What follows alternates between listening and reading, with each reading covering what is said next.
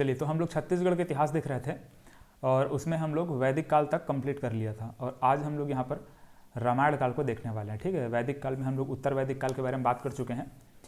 अब यहाँ पर रामायण काल, फिर महाभारत देखेंगे और उसके बाद फिर जैन धर्म, बौद्ध धर्म, उन सबको हम लोग आगे कंटिन्यू करते हुए जाएंगे। देखिए, तो छत्तीसगढ़ का जो इतिहास है इसमें रामायण काल के बारे में हमको जानने के लिए क्या करना पड़ता है, छत्तीसगढ़ में जितने भी रामायणकालीन जो स्थल है उसको हमको जानना जरूरी है, क्योंकि वहाँ से प्रश्न पूछे जा रहे हैं। जैसे कि अभी राम वन गमन पथ जो बनाया जा रहा है उसमें कौन कौन सा स्थल शामिल है, उसका कितना किलोमीटर लंबाई है, या फिर प्रथम चरण में कितने स्थल शामिल है, और कौन कौन सा स्थल है, कौन कौन से स्थल में किस किस मतलब मुनि ऋषि जो आश्रम है, मुनि या फिर जो ऋषि मुनि का आश्रम है, उन सब का जो भी चीज़ें हैं उन सब के बारे में क्वेश्चन पूछा जा रहा है। तो उन्हीं सबको यहाँ पर हमको देखना है। लेकिन उनसे पहले यहाँ पर मतलब उससे पहले थोड़ा सा यहाँ पर हमको एक चीज़ ध्यान देना होगा कि छत्तीसगढ़ जो है इस प्रकार से, जैसे कि मैं सिंपल इसको छत्तीसगढ़ कैसे बना दे रहा हूँ। ठीक है, ऐसे छत्तीसगढ़ है, ये छत्तीसगढ़ का ऊपर में अगर देखेंगे तो यूपी वाला हिस्सा है। ठीक है, यूपी है। अभी छत्तीसगढ़ को भी मैं दो भाग में बांट दे रहा हूँ, ये छत्तीसगढ़ का ये मध्य वाला हिस्सा और ये दक्षिण वाला हिस्सा, मतलब कि ये छत्तीसगढ़ का मध्य छत्तीसगढ़ है और नीचे दंडकारण्य मतलब कि दक्षिण छत्तीसगढ़ है। अब यहाँ पर देखिए, रामायण काल जब हम लोग पढ़ते हैं तो सबसे पहले तो ध्यान देंगे कि ये जो छत्तीसगढ़ का ऊपर वाला हिस्सा है, मतलब कि यूपी वाला जो हिस्सा है, इसको उत्तर कौशल बोला जाता है।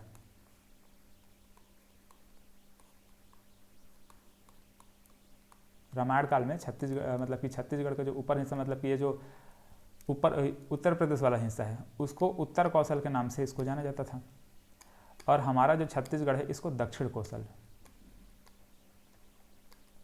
दक्षिण कौशल। ठीक, ये दो चीज़ हम लोग देखते हैं। इसके अलावा ये जो बस्तर है, बस्तर को दंडकारण्य के नाम से जाना जाता था, दंडकारण्य। ठीक है, दंडकारण्य के नाम से जाना जाता था। ये तीन चीज़ हम लोग यहाँ पर देखते हैं। अब देखो ऐसा क्यों होता है, तो ये ऐसा क्यों होता है, देखिए एक तो पहला रीज़न ये है, पहले तो ये याद रखेंगे कि ये जो हम लोग दक्षिण कौशल देख रहे हैं ना, इस दक्षिण कौशल में एक जगह हम लोग देखते हैं रायपुर में, है ना, रायपुर में यहाँ पर इस प्रकार से रायपुर में हम लोग देखते हैं कौन सा है, चंदखुरी, चंदखुरी देखते हैं। ठीक है, जहाँ पर हम लोग जानते हैं कि कौशल्या माता की, मतलब कि कौशल्या माता का जन्म स्थान है, हम लोग ऐसे उसको मान करके चलते हैं। तो कौशल्या माता का जन्म स्थान कौन सा, चंदखुरी। और ये कह सकते हैं कि राम भगवान और जो लक्ष्मण भगवान है उनका ननिहाल है चंदखुरी। ठीक है, यहाँ पे ऐसा लिख लीजिए, ऐसे। तो दक्षिण कौशल वाले क्षेत्र में जो कौशल्या माता है उनका निवास स्थान है। और कौशल्या माता, देखो कौशल्या माता से पहले हम लोग एक क्या क्या बोलेंगे, उनके पिता थे भानुमंत, भानुमंत उनके पिता। अब भानुमंत की पुत्री कौशल्या। ठीक है, और कौशल्या क्या कहा जाता था, भानुमति, भानुमति। ठीक है, भानुमति मतलब कि कौशल्या, नाम बाद में इसका कौशल्या पड़ा है, पहले इनका नाम क्या था, भानुमति था।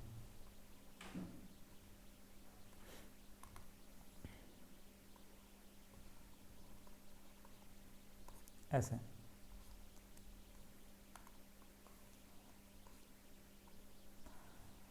तो ये जो भानुमंत की पुत्री है कौशल्या, राम भगवान की जो माता है, अभी फिलहाल राम भगवान का भी ये मानकर चलिए, राम भगवान अभी यहाँ पर उनका जन्म नहीं हुआ है। ठीक है, आगे हम लोग मतलब की जो कहानी बताऊंगा उसके आधार पर आप लोग रिलेट करेंगे।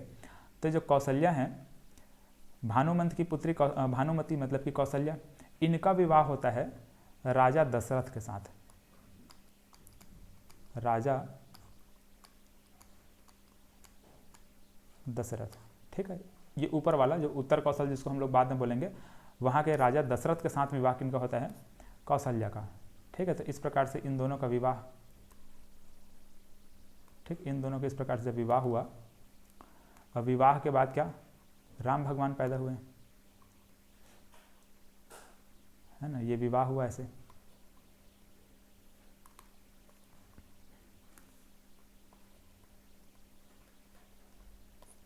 अब उससे राम भगवान, ठीक है, राम भगवान के बाद लव और कुश। तो देखो यहाँ पर अब हम लोग ये देखते हैं कि जो लव कुश थे,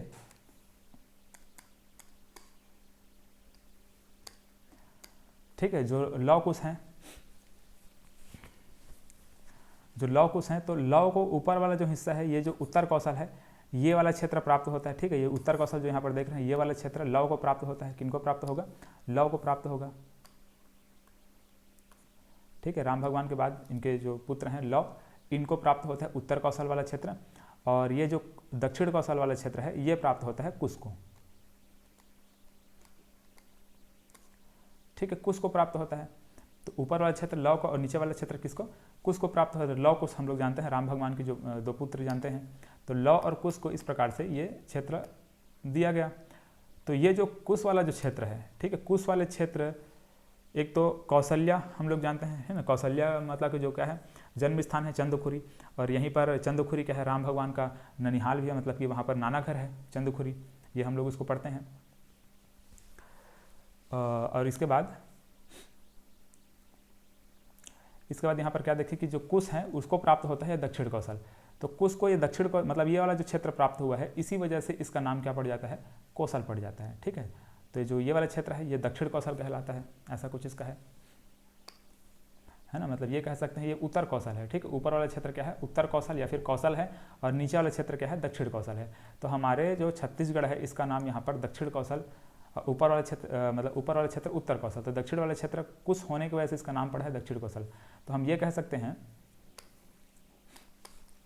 ठीक है, क्या कह सकते हैं कि हमारे छत्तीसगढ़ की जो भाषा है, सबसे प्राचीनतम भाषा, यहाँ पर याद रखेंगे, है ना, ये पॉइंट आप लोग नोट करके लिखेंगे, ऐसे यहाँ पर स्टार मार्क कर लीजिए। और छत्तीसगढ़ का जो प्राचीनतम भाषा है,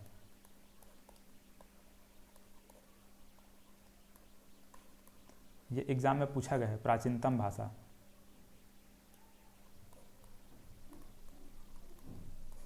छत्तीसगढ़ की सबसे प्राचीनतम भाषा क्या है? तो कोसली है। क्या है? कोसली है।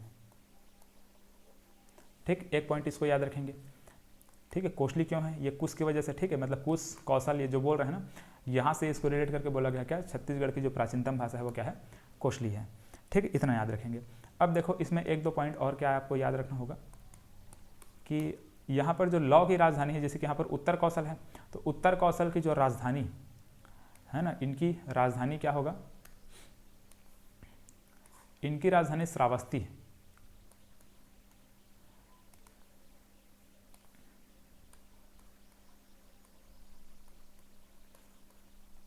इनकी राजधानी क्या थी? श्रावस्ती, ऐसे श्रावस्ती। अब जो कुश हैं, कुश की राजधानी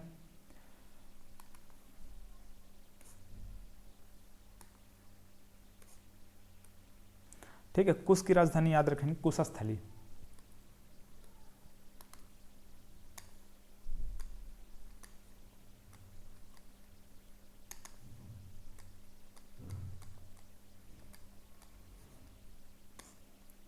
ठीक, कुशस्थली ऐसे राजधानी है, ऐसे लिख लीजिए यहाँ पर ब्रैकेट में डाल करके। तो ये जो लौ हैं और कुश हैं, उनकी राजधानी भी हमको समझ में आ गया कि उत्तर कौशल में जो लौ हैं वो शासक कर रहे हैं, उनकी राजधानी श्रावस्ती, और दक्षिण कौशल में कुश हैं, उनकी राजधानी क्या? कुशस्थली। छत्तीसगढ़ की प्राचीनतम भाषा, इसी से मतलब हम क्या बोलते हैं कि कोसली क्या है? छत्तीसगढ़ की सबसे प्राचीनतम भाषा है। चलो, तो इस प्रकार से हम लोगों ने छत्तीसगढ़, ये जो रामायण काल है, इसका बेसिक चीज़ों को हम लोगों ने देखा। अब हमारा जो मेन है, मतलब कि जहाँ से प्रश्न पूछे जाते हैं, उसको हमको देखना है।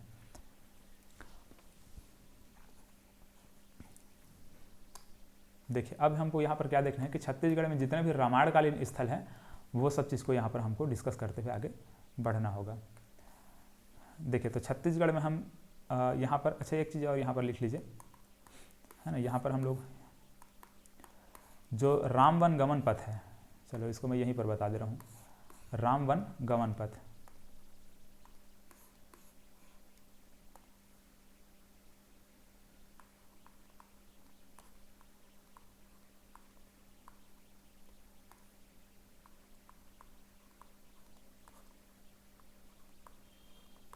रामवन गमन पथ देखते हैं। तो रामवन गमन पथ में हमारे छत्तीसगढ़ में, अगर मतलब छत्तीसगढ़ में कितने स्थानों का चयन किया गया है, तो याद रखेंगे 75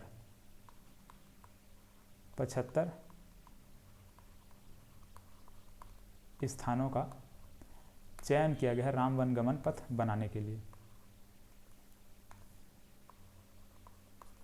स्थानों का चयन किया गया है। प्रथम चरण में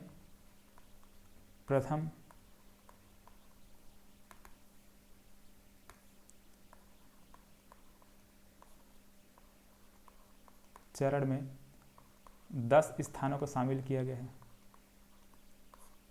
ठीक है, इस रामवन गमन जो पथ यहाँ पर बनने वाला है, इसकी अगर कुल लंबाई पूछा जाएगा, मतलब कितना लंबा ये बनने वाला है, तो 2260 किलोमीटर लंबाई का ये जो परिपथ है वो बनने वाला है। ठीक है, तो ये 3 फैक्ट है जिसको आपको याद रखना पड़ेगा। प्रथम चरण में सबसे पहले चंदखुरी का ही उद्घाटन किया गया है। ठीक है, चंदखुरी का उद्घाटन किया गया है, ऐसा हम लोग देखते हैं। चलो अब देखो, ये जो रामवन गमन पथ में जितने भी जो स्थान हैं उसको हमको यहाँ पर अब समझना होगा। कौन कौन से स्थान कहाँ कहाँ पे है, वहाँ से प्रश्न पूछे जा रहे हैं, तो उनको हमको विस्तार से पढ़ना होगा। तो जैसे कि यहाँ पर हम लोग क्या देखते हैं, एक नदी देखते हैं। ठीक है, इस नदी का नाम है मवई नदी। अब मवई नदी, यहाँ पर जो बनास नदी हम लोग पढ़ते हैं ना, ये बनास नदी ऐसे, ये बनास नदी की सहायक नदी है। ठीक है, यहाँ पर ऐसे भरतपुर की पहाड़ी या फिर मांझाटोली की पहाड़ी से निकलती है बनास नदी, और उसी में जाकर के मिल जाती है। इसको आप लोग यहाँ तक बनाएंगे। ठीक है, मांझाटोली की पहाड़ी, फिलहाल नदी वगैरह को आप लोग पहले नदी वाला टॉपिक में जाकर देख लेंगे तो वहाँ पर ज़्यादा क्लियर हो जाएगा। ऐसा कुछ बनाइए। ठीक है, तो ये नीचे वाला क्या है, बनास नदी है, ये बनास नदी है ऐसे, और ऊपर वाला क्या है, मवई नदी है, मवई नदी, ये ऐसे।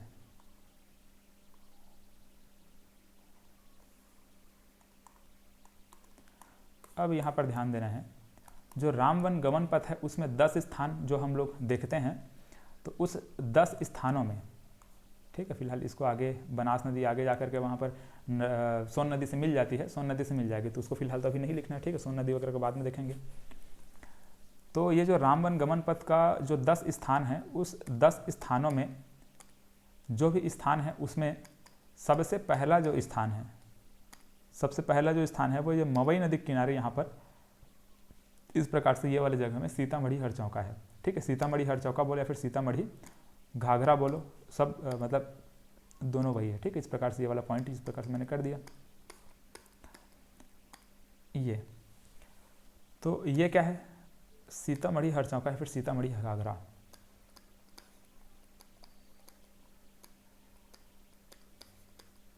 सीतामढ़ी हरचौका।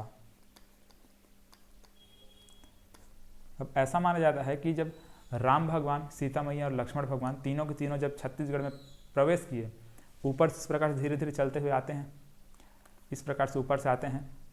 अब आने के बाद इनका जो पहला पड़ाव हमारे छत्तीसगढ़ में था,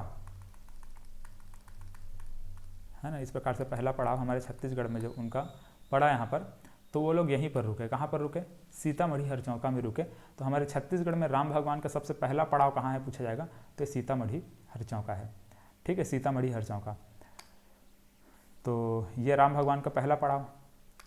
अब सीतामढ़ी हरचौका में क्या क्या है देखिए, तो सबसे पहले तो याद रखेंगे सीतामढ़ी हरचौका का विशेषताओं में राम भगवान का छत्तीसगढ़ में पहला पड़ाव,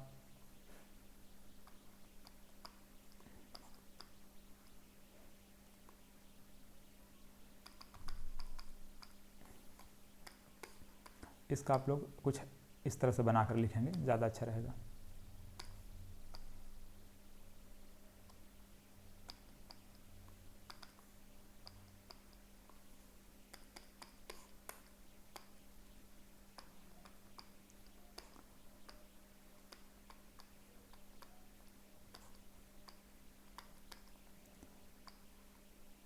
ठीक है, राम भगवान, सीता मैया और लक्ष्मण भगवान तीनों का पहला पड़ाव जो यहीं पर था छत्तीसगढ़ में, यहाँ पर था। ठीक है, तो राम भगवान का छत्तीसगढ़ में, मैं सिर्फ राम भगवान लिख दे रहा हूँ, आप लोग तीनों को लिखेंगे। राम भगवान का छत्तीसगढ़ में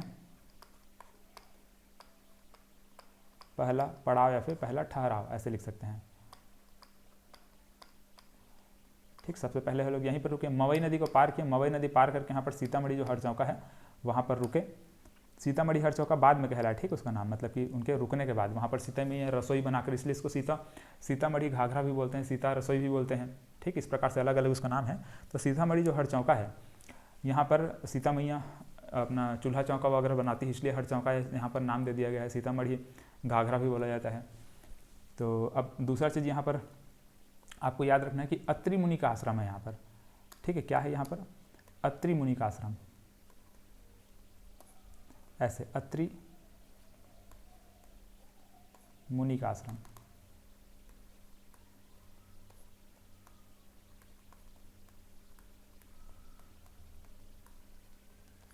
ठीक है, अत्रि मुनि का आश्रम है। ठीक है, ये दो चीज़ हम लोग यहाँ पर देखते हैं।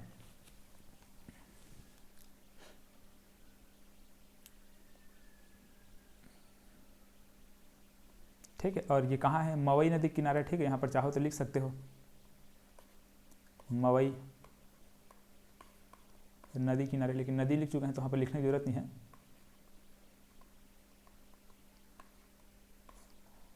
ऐसे चलो, ये तीन चीज़ हम लोगों ने सीतामढ़ी हरचौका के बारे में देख लिया। अब राम भगवान यहाँ तक पहुँच गए, अब ये आगे बढ़ेंगे। ठीक, इसके बाद क्या होंगे? आगे बढ़ेंगे। तो अब इसके बाद धीरे धीरे आगे बढ़ते हुए इस प्रकार से सीधा हम चले जाते हैं कहाँ? रामगढ़ की पहाड़ी में। ठीक है, यहाँ पर रामगढ़ की पहाड़ी सरगुजा में। ठीक है, रामगढ़ की पहाड़ी है। तो अब यहाँ पर देखते हैं, तो रामगढ़ की पहाड़ी में अब जो भी चीज़ें हैं राम भगवान से संबंधित, यहाँ पर उसके बारे में बात करेंगे।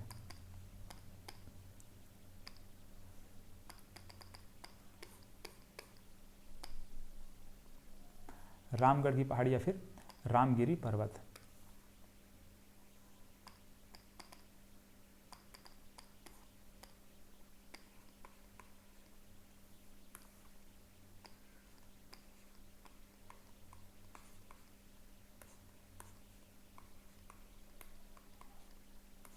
रामगढ़ की पहाड़ी भी बोलते हैं, रामगिरी पर्वत भी बोलते हैं, तो दोनों आप कह सकते हैं।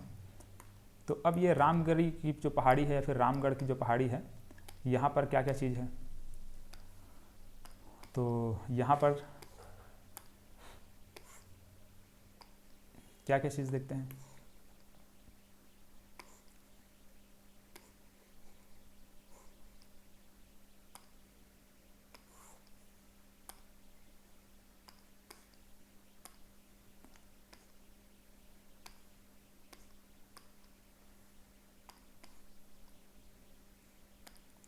देखिए, यहाँ पर एक तो सीता बेंगरा है, सीता बेंगरा है, लक्ष्मण बेंगरा है,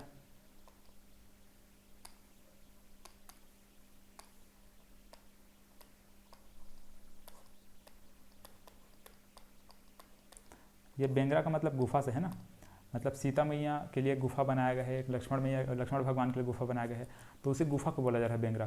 तो सीता बेंगरा है, लक्ष्मण बेंगरा है। ठीक है, और भी जोगी मारा गुफा वगैरह है, लेकिन वो सब हम लोग मौर्य वंश में देखेंगे। ठीक है, जोगी मारा वगैरह जो भी आता है ना, वो सब मौर्य वंश में आता है। सीता बेंगरा, लक्ष्मण बेंगरा। ठीक है, ये सीता बेंगरा में विश्व की सबसे प्राचीनतम नाट्यशाला हम लोग पढ़ते हैं। ठीक है, विश्व की सबसे प्राचीनतम नाट्यशाला कहाँ है पूछा जाएगा तो सीता बेंगरा में याद रखेंगे। तो रामगढ़ की पहाड़ी में या फिर रामगिरी पर्वत में दो चीज़ हम लोग यहाँ पर इस प्रकार से देखें। इसके अलावा यहाँ पर किष्किंधा गुफा है। ठीक है, ऐसा माना जाता है कि यहीं पर जो बाली है उसका वध किया गया था भगवान राम के द्वारा। किष्किंधा गुफा, किष्किंधा गुफा। ठीक, इस प्रकार से किष्किंधा गुफा। तो दो चीज़ है जो कि रामगढ़ की पहाड़ी में हम लोग यहाँ पर देखते हैं। ठीक है, चलो अब इसके बाद हम और आगे बढ़ेंगे तो सीधा पहुँच जाएंगे। सीधा अब हमको कहाँ पहुँच जाना है? जांजगीर चांपा का शिवरी नारायण।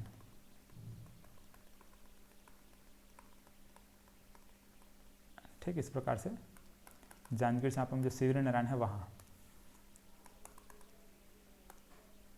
ठीक, ये वाले पॉइंट में शिवरी नारायण वहीं पर है और वहीं पर खरौद भी है। ठीक है, ध्यान में रखेंगे। एक तो शिवरी नारायण देखते हैं और यहीं पे खरौद भी देखते हैं।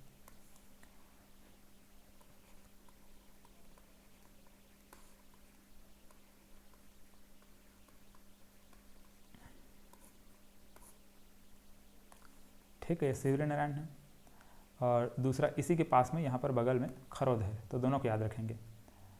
ठीक है, खरौद यहाँ पर लिख दे रहा हूँ।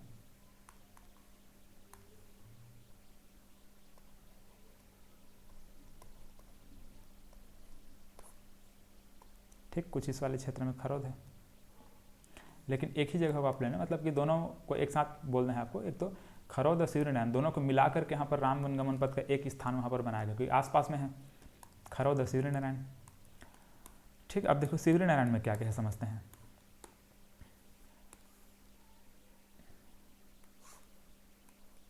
ठीक है, तो शिवरी नारायण में हम लोग देखो क्या क्या देखते हैं। शिवरी नारायण में एक तो यहाँ पर भगवान राम को माता सबरी ने जूठे बेर खिलाए थे। ठीक है, तो पहला पॉइंट क्या क्या लिखेंगे, है ना, इसमें पहला पॉइंट क्या लिखेंगे,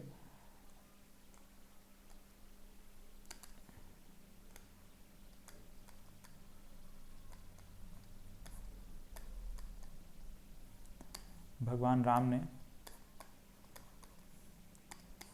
सबरी के जूठे बेर खाए। ठीक है, माता सबरी के जूठे बेर खाए।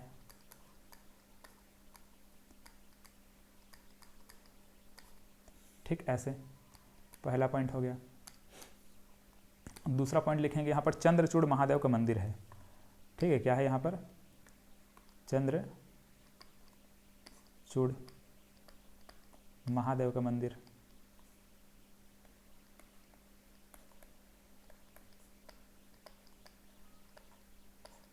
ये हम लोग देखते हैं।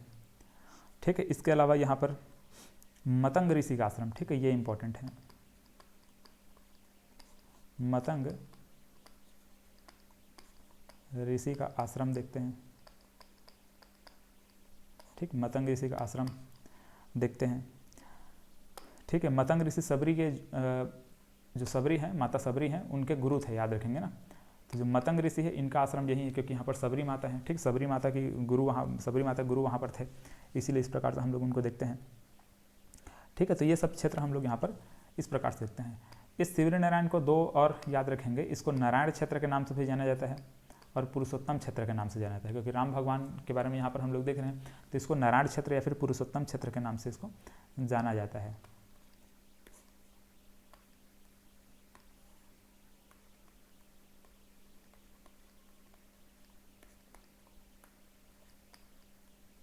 ठीक है, नारायण क्षेत्र या फिर पुरुषोत्तम क्षेत्र।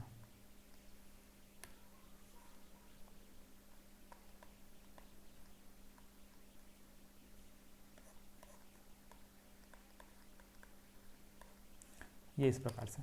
ठीक है, तो ये हम लोगों ने क्या देखा, शिवरी नारायण के बारे में जो भी इंपॉर्टेंट फैक्ट है वो हम लोगों ने समझ लिया। अब यहाँ पर खरौद के बारे में देखिए।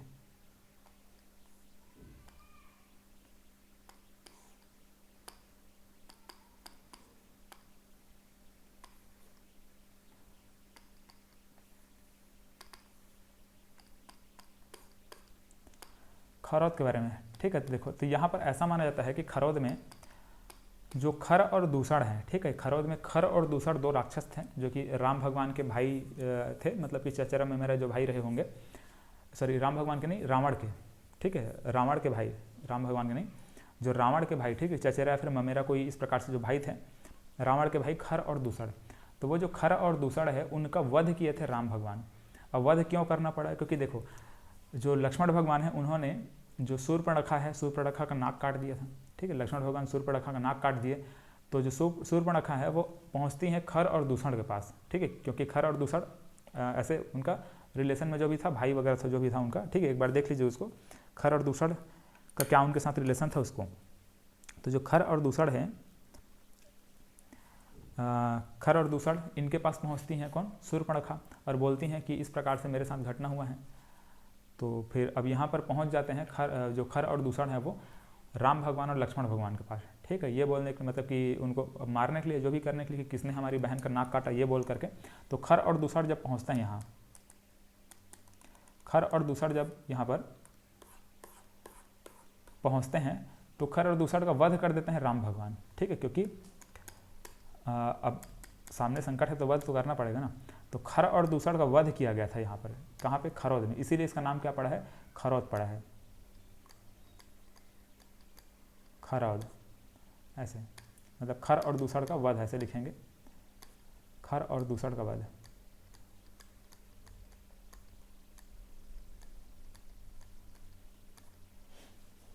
खर और दूसर का वध राम भगवान के द्वारा,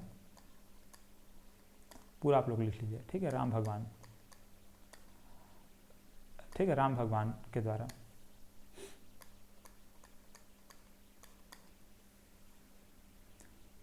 ठीक, अब दूसरा चीज़ यहाँ पर हम लोग और क्या देखते हैं, यहाँ पर एक लाखा चौर मंदिर है, लाखा चौर मंदिर, ठीक है। ये जो लाखा चौर मंदिर है, तो देखो जब रावण का वध करके वापस जब आते हैं, जो राम भगवान है, लक्ष्मण भगवान है, ये जब रावण का वध कर करके वापस जब आते हैं, तो रामेश्वरम में राम भगवान अपने पाप का प्रायश्चित कर लेते हैं, क्योंकि रावण एक क्या था, ब्राह्मण था। अब ब्राह्मण हत्या के बाद क्या करना पड़ता है, पाप का प्रायश्चित करना पड़ता है। तो उन्होंने वहाँ पर शिव भगवान की पूजा करके अपने पाप का प्रायश्चित वहाँ पर कर लिया था, ठीक है। लेकिन जो लक्ष्मण भगवान है, उन्होंने पाप का प्रायश्चित वहाँ पर नहीं किया था, मतलब जो भी कर्म, मतलब कि रावण वध जो हुआ है, तो उसका प्रायश्चित वहाँ पर उन्होंने नहीं किया था।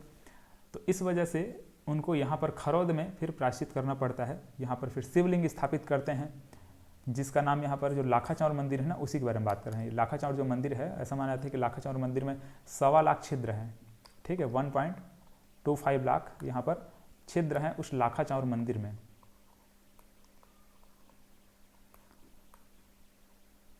छिद्र, चावल का जो दाना होता है ना, उसका छिद्र है ऐसे। तो इसमें पानी डालते जाएंगे, पानी डालते जाएंगे, सोखते जाता है पानी,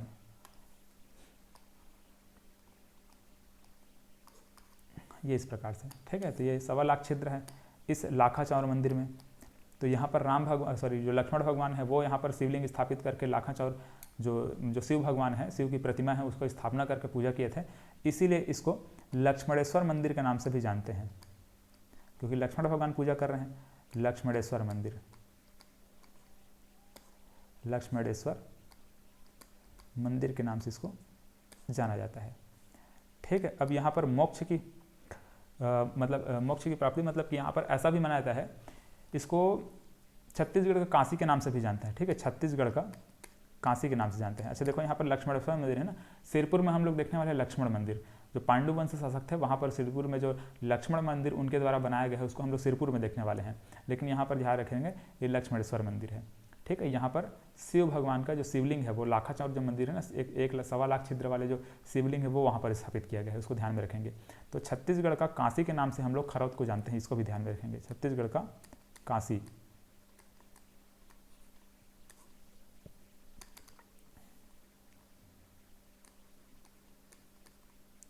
छत्तीसगढ़ के काशी के नाम से जाना जाता है खरौद। चलो, तो इतना इंपॉर्टेंट जो ही फैक्ट है हम लोगों ने खरौद के बारे में समझ लिया। आगे हम लोग इसको इंद्रपुर भी बोलते हैं, इसको भी पढ़ेंगे, है ना। लेकिन वो जो आगे इतिहास हम लोग कंटिन्यू पढ़ते जाएंगे ना, उसको देखेंगे, मतलब उसमें आगे बात करेंगे। यहाँ पर रामायण काल से कोई भी इंद्रपुर का कोई रिलेशन नहीं है यहाँ पर, ठीक है। इंद्रबल द्वारा यहाँ पर खरौद जो बसाया गया था, इसी वजह से उसको इंद्रपुर बोलते हैं, उसको हम लोग आगे देखेंगे। चलो, तो यहाँ पर हम लोग 3 स्थान देख लिए। एक तो यहाँ पर सीतामढ़ी हरचौका देख लिया, फिर यहाँ पर रामगिरी पर्वत देख लिए, यहाँ पर शिवरीनारायण देख लिए, शिवरीनारायण और खरौद को देख लिए। तो 3 स्थान हमारा हो चुका है, ठीक है। 3 स्थान मतलब कि यहाँ पर खरौद और शिवरीनारायण को एक साथ लेना है ना। इसके बाद अगला जो स्थान रहेगा वो तुरतुरिया है, ठीक है। अगला कौन सा रहेगा, तुरतुरिया रहेगा। इसी प्रकार से बलौदा बाजार में आगे हम इस प्रकार से बढ़ते हुए जाएंगे।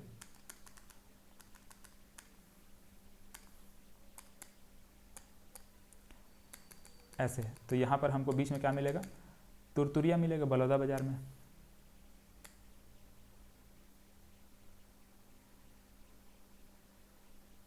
ठीक है। ये इस प्रकार से यहाँ पर तुरतुरिया है।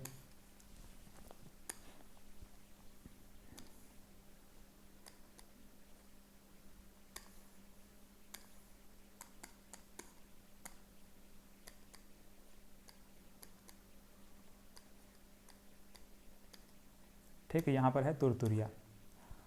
अब देखो तुरतुरिया में क्या क्या चीज़ है।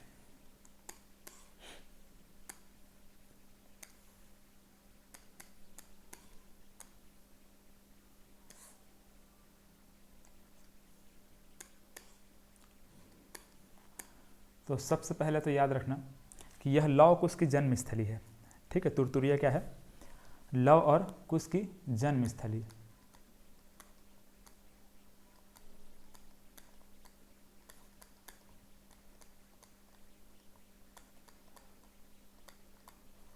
लौ कुश की जन्म स्थली देखते हैं। ठीक है, पहला पॉइंट। दूसरा पॉइंट क्या लिखेंगे? यहाँ पर वाल्मीकि ऋषि का आश्रम है।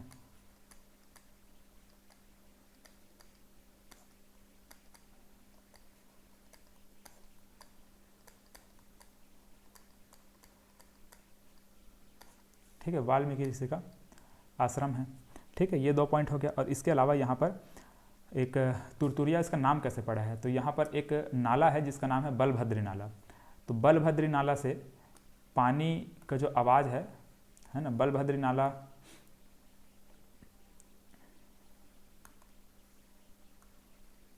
यहाँ पर लिखे गोमुख से, यहाँ मतलब एक जगह है, पत्थरों के बीच में इस प्रकार से एक गौमुख बना हुआ है। ठीक है, ऐसे पत्थर इस प्रकार से हैं, तो पत्थरों के बीच में एक इस प्रकार से एक नाला, मतलब एक छोटा सा पानी का धारा इस प्रकार से यहाँ से ऐसे गिरते रहती है, ऐसे हमेशा कंटिन्यू यहाँ पर गिरते रहता है। तो ये जो आकृति यहाँ पर दिखाई देता है वो गौ के मुख जैसा दिखाई देता है, गौ के मुख जैसा। तुरतुरिया में एक जगह ऐसा है जहाँ से पानी कंटिन्यू गिरते रहता है, छोटा सा झरना टाइप का है, वो जो गौ के मुख जैसा दिखाई दे रहा है, इसीलिए उसका नाम क्या रख दिए हैं? गोमुख रखे हैं। ठीक है, गोमुख। तो गोमुख से बलभद्री नाला का पानी, बलभद्री नाला का पानी गिरने से तुरतुर का जो आवाज़ आता है, तुरतुर का आवाज़, इसी वजह से इसका नाम क्या रखा गया है? तुरतुरिया रखा गया है। ये गौ के मुख जैसे दिखाई देता है यहाँ पर, जो बलभद्री नाला के पास में जो छोटा सा चट्टान टाइप का है जहाँ से पानी कंटिन्यू गिरते रहता है, तो गौ के मुख जैसे दिखाई देता है। ये गोमुख से बलभद्री नाला, ठीक है, नाला कौन सा है? बलभद्री नाला है, से पानी गिरने से तुरतुर का जो आवाज़ आता है, इसीलिए इसका नाम क्या रखा गया है? तुरतुरिया रखा गया है। ठीक है, तो ये हम लोगों ने ये तुरतुरिया के बारे में भी यहाँ पर कंप्लीट कर लिया। वाल्मीकि ऋषि का आश्रम है जिन्होंने रामायण की रचना की थी, और लौ कुश का जन्म स्थली है। गोमुख से यहाँ पर कंटिन्यू पानी गिरता है, इसलिए तुरतुर का आवाज़ आता है। तुरतुर के आवाज़ आने की वजह से इसका नाम क्या पड़ गया है? तुरतुरिया पड़ गया है। चलिए अब आगे, और यहाँ पर इससे आगे जब यहाँ पर बढ़ते हैं तो हम पहुँच जाते हैं रायपुर का चंदखुरी। ठीक है, रायपुर में क्या है? चंदखुरी है।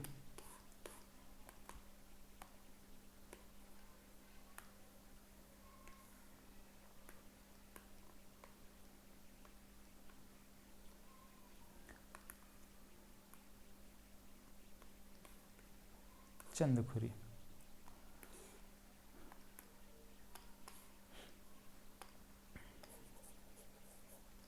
चलिए अब चंदखुरी क्या की विशेषताएं हैं?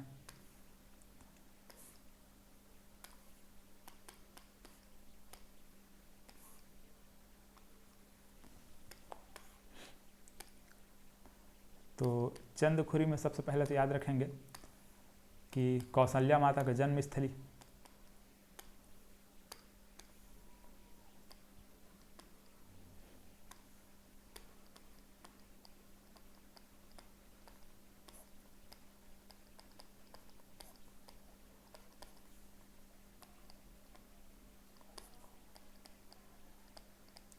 मतलब कि राम भगवान का ननिहाल है, मतलब कि नाना घर है ना। राम भगवान क्या है? नाना घर है। अब जो राम वन गमन पथ का जो पहला जो स्थान है जिसका उद्घाटन किया गया था, यही है।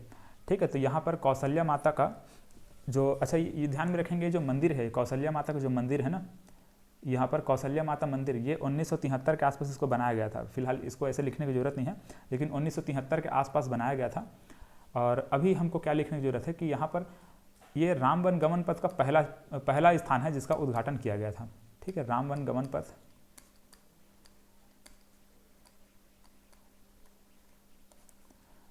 पथ का पहला स्थान है।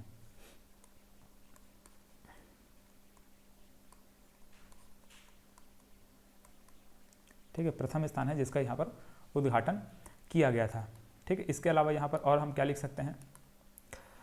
इसके अलावा ये लिख सकते हैं, ये देखो ये 2021 में उद्घाटन किया गया, तो चाहे तो यहाँ पर लिख सकते हैं 2021 में, है ना। इसका एग्जैक्ट डेट लिखने की ज़रूरत नहीं है, 2021 में इसका उद्घाटन किया गया, बस इतना याद रख लेंगे, ठीक है।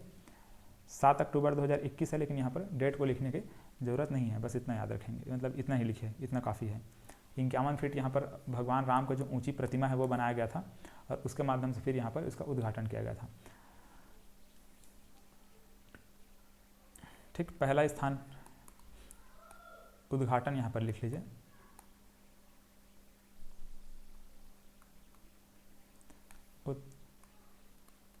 उद्घाटन।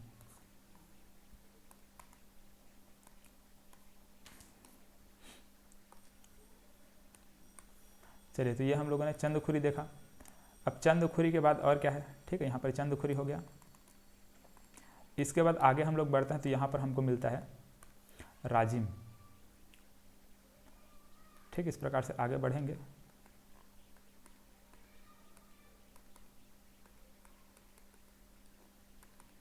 अब यहाँ पर मिलेगा राजिम, ठीक है, राजिम, ये वाले पॉइंट में।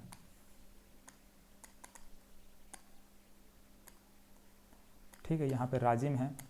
फिर हमको इधर कुछ सिहावा पर्वत देखने को मिलेगा, और धमतरी में ही एक और जगह है, उसको भी हम लोग यहाँ पर देखेंगे, है ना। 2 जगह हम लोग यहाँ पर देखते हैं, इस प्रकार से 2 ठो जगह बना लीजिए। और फिर आगे हम लोग हम यहाँ पर बस्तर में चले जाएंगे, ठीक है, जगदलपुर में सीधा, और इसका यहाँ पर रामाराम, ऐसे रामाराम। चलिए, तो इतना जगह है जो कि राम भगवान से संबंधित यहाँ पर चीज़ों को देखने वाले हैं। अब देखिए यहाँ पर जो राजिम है, राजिम के बारे में बात करते हैं।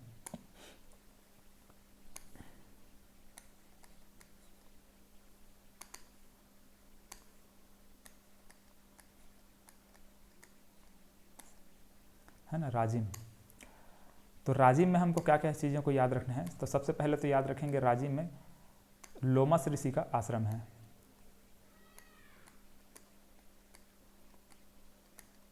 ठीक है, लोमस ऋषि का आश्रम है, ठीक है। और यहाँ पर और क्या है, यहाँ पर एक तो राज्य में लोमस ऋषि का आश्रम देख लिए। कुलेश्वर महादेव का मंदिर हम लोग देखते हैं, ठीक है। कुलेश्वर महादेव का मंदिर, राम भगवान यहाँ पर रुक करके अपने कुल देवता का पूजा किए थे, इसलिए यहाँ पर हम कुलेश्वर महादेव का मंदिर देखते हैं, ठीक है। कुलेश्वर महादेव, इस प्रकार से कुलेश्वर महादेव का मंदिर, राम भगवान यहाँ पर रुके थे राजिम में, और यहाँ रुक करके अपने कुल देवता का पूजा किए थे, इसीलिए यहाँ पर इसका नाम क्या रखा गया है, कुलेश्वर महादेव का मंदिर देखते हैं। चलिए आगे हम लोग जब बढ़ते हैं तो यहाँ पर हमको मिलता है क्या, श्रृंगी ऋषि आश्रम, ठीक है। ये जो है क्या है, ये श्रृंगी ऋषि आश्रम है।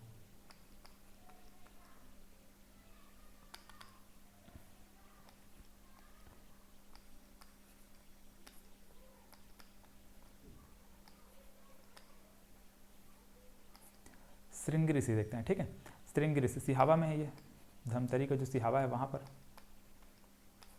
सिहावा पर्वत। तो अब ये श्रृंगी ऋषि आश्रम यहाँ पर देखते हैं, श्रृंगी ऋषि आश्रम में। और हम लोग क्या क्या देखते हैं, यहाँ पर 2 सिंह वाले जो ऋषि है, ठीक है, उसका नाम यहाँ पर श्रृंगी ऋषि रखा गया है, जो कि ऐसा माना जाता है कि हिरण के पेट से उनका जन्म हुआ था, ठीक है। इस ऋषि का कैसा जन्म हुआ था, हिरण के पेट से जन्म हुआ था, इसीलिए उसका क्या है, सिंह है, ऐसा बोला जाता है, ठीक है। अगर आपसे पूछा जाएगा श्रृंगी ऋषि आश्रम, सप्त श्रृंगी आश्रम, तो सब यहीं पर आपको ध्यान देना है, ठीक है। धमतरी में सिहावा पर्वत में ही सप्त ऋषि आश्रम बोला जाए, चाहे श्रृंगी ऋषि आश्रम बोले, सब यहीं पर है। चलो, यहाँ पर ऐसा माना जाता है कि जो राजा दशरथ हैं, ठीक है, राजा दशरथ ने अपने पुत्र कामना के लिए यहाँ पर इन्होंने पूजा किया था, इसीलिए इस स्थान को माना जाता है, ठीक है। तो इस प्रकार से देख लिए, तो ये स्थान को भी हम लोग क्या कर रहे हैं, कनेक्ट कर रहे हैं किसके साथ, राम वन गमन पथ के साथ, ठीक है। इस प्रकार से यहाँ तक हुआ। अब इसका एक और जगह यहाँ पर है, ठीक है, ये एक और जगह, इसको बस सिंपल यहाँ नाम लिख लीजिए, इसके बारे में ज़्यादा कुछ विशेषता नहीं है, मुकुंदपुर है, ठीक है, ये है मुकुंदपुर।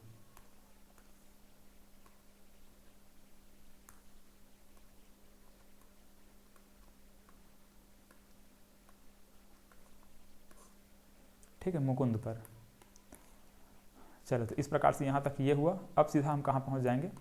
अच्छा देखो यहाँ पर अब कांकेर में हम लोग क्या देखते हैं, पंचवटी देखते हैं। ठीक है, तो वो भी रामायणकालीन स्थल है, ऐसा माना जाता है। पंचवटी का जो जंगल है उस वाले क्षेत्र में राम भगवान लोग निवास किए थे, है ना। पंचवटी सुने होंगे, सीताहरण वगैरह जो हम लोग देखते हैं ना, पंचवटी इस प्रकार से देखते हैं, पंचवटी इस वाले क्षेत्र में। तो कांकेर में उसको लिया था। ठीक है, कांकेर में क्या है, पंचवटी है। रायगढ़ में एक राम झरना है। तो ऐसा माना जाता है कि राम भगवान ने एक तीर मतलब तीर मार करके वहाँ पर ज़मीन से पानी निकाल दिए थे, उसको राम झरना के नाम से वर्तमान में हम लोग देखते हैं, ऐसा उसको माना जाता था। ठीक है, सीता मैया को प्यास लगी और राम भगवान ने उनके लिए पानी की व्यवस्था करने के लिए तीर मार करके ज़मीन से पानी निकाल दिया था, ऐसा टाइप का कुछ मान्यता है। हाँ, तो ये हम लोग देखते हैं रायगढ़ में राम झरना देखते हैं। ठीक, उसी से रिलेटेड है। अब इसके बाद हम लोग सीधा कहाँ पहुँच जाएंगे, जगदलपुर में।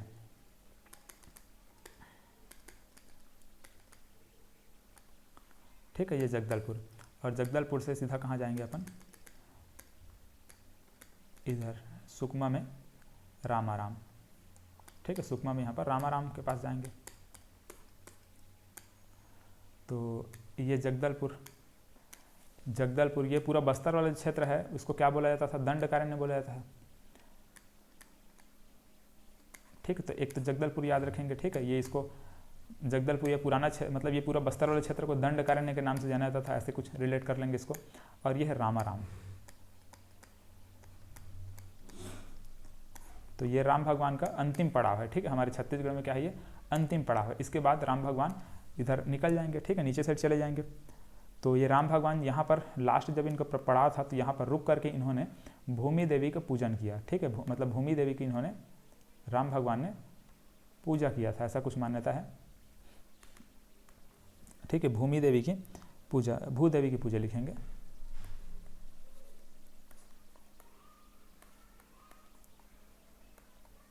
भगवान राम द्वारा भूदेवी की पूजा, क्योंकि बहुत लंबा समय इन्होंने यहाँ पर अपना व्यतीत किया था, राम भगवान और सीता मैया लक्ष्मण, इन्होंने मतलब बहुत लंबा समय इन्होंने व्यतीत किया है।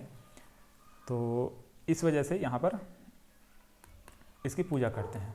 ठीक है, तो भूदेवी की पूजा इस प्रकार से हम लोगों ने यहाँ पर समझा। चलो, तो यहाँ पर हम लोगों ने राम वन गमन पथ में यहाँ पर एक पॉइंट, अच्छा देखो यहाँ पर फिलहाल तो पंचवटी के बारे में यहाँ पर लिख लो, है ना, ऐसे कुछ इसके बारे में तो यहाँ पर जगह को नहीं मेंशन करना है, लेकिन बस ऐसे पंचवटी यहाँ लिख लो। ठीक है, पंचवटी ऐसे। ठीक है, पंचवटी में सीताहरण हुआ था। ठीक है, पंचवटी कहाँ लिया जाता है, कांकेर में लिया जाता है। ठीक है, हालांकि यहाँ पर हमको पंचवटी जब देखेंगे तो कोंडागांव के आसपास, ठीक इधर वाले क्षेत्र में है, तो आप लोग इसको यहाँ पर बना लीजिए पंचवटी। तो पंचवटी में सीताहरण हुआ था, सीताहरण ये हम लोग देखते हैं। ठीक है, सीताहरण यहाँ पर हम लोग देख ले पंचवटी में। चलिए, तो इस प्रकार से हम लोगों ने ये राम वन गमन पथ के जितना भी स्थल है उसको देख लिया। अब यहाँ पर समझते हैं कि ब्रीफ में एक बार देखते हैं कि क्या क्या हम लोगों ने यहाँ पर पढ़ा हुआ है। देखिए, राम वन गमन पथ में देखिए हम लोग 75 स्थानों का चयन किया गया है। प्रथम चरण में 10 स्थान, और उसके बाद फिर और जो भी स्थान है वो सबको शामिल किया जाएगा। 2260 किलोमीटर का कुल लंबाई होगा।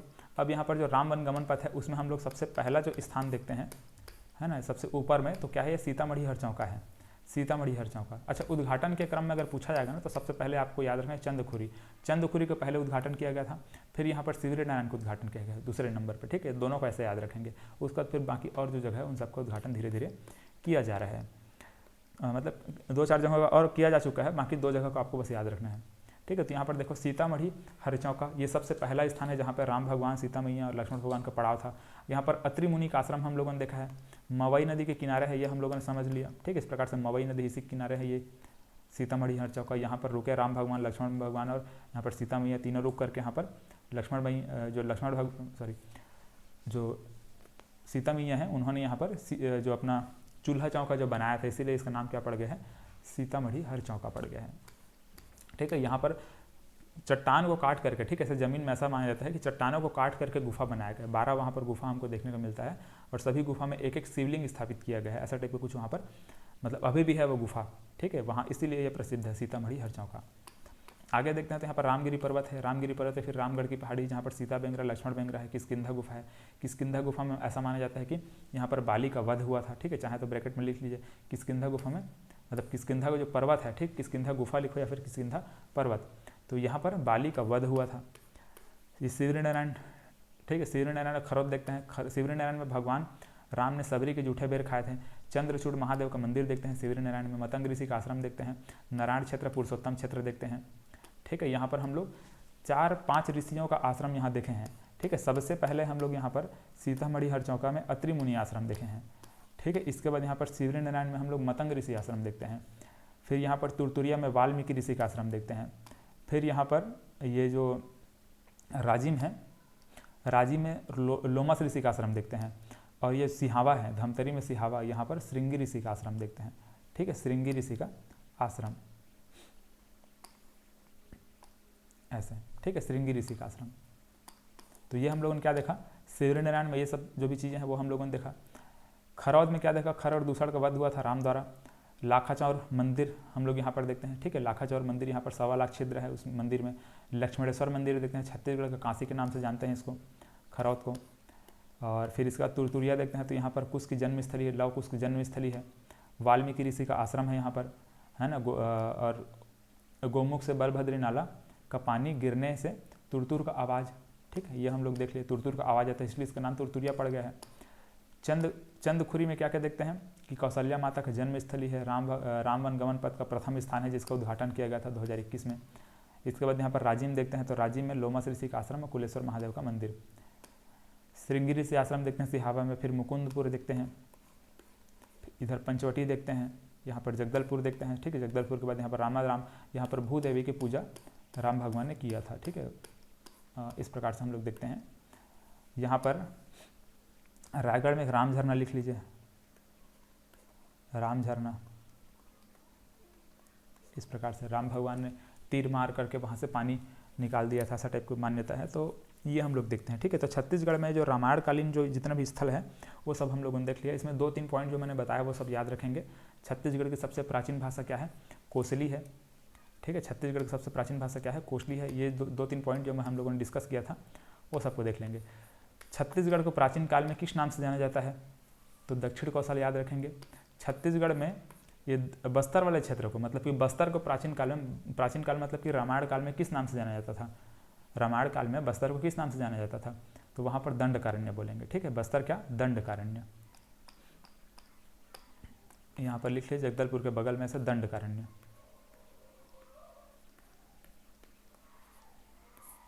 ये ठीक है, और ऊपर में छत्तीसगढ़ क्या बोलते थे, दक्षिण कौशल बोलते थे।